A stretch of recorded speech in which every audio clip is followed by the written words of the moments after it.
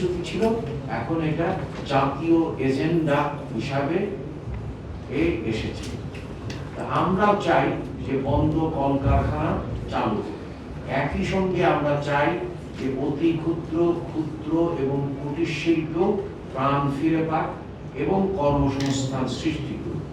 তার সাথে সাথে আমরা এও দেখতে চাই যে নারী উদ্যোক্তা আরো বাড়ুক, এবং সেই ক্ষেত্রে আমরা কি ধরনের সহায়তা দিতে পারি।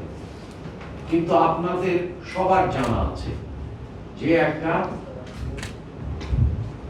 ধ্বংসপ্রাপ্ত অর্থনীতি আমরা উত্তরাধিকার সূত্রে প্রাপ্ত হয়েছি, তার সাথে যুক্ত হয়েছে একটা বৈরী ভূ রাজনৈতিক পরিস্থিতি, এবং এই প্রেক্ষাপটে আমরা জনবান্ধব আছি এবং জনগণের প্রতি দায়বদ্ধ বলে এই বৈরী পরিস্থিতিতে সবচেয়ে বেশি পরিমাণে শিকার হচ্ছে যে সরকার যতটা জনগণের কাছে দাঁড়ায়।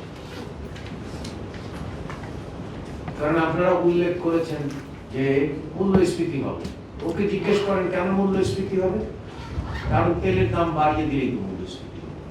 আপনারা কেতাবি যদি কোনো অর্থনীতিবিদ হয় তাহলে তিনি বলবেন যে বাজারের সাথে তেল এবং জ্বালানির সমন্বয় সাধন তো করা দরকার, প্রাইস অ্যাডজাস্টমেন্ট।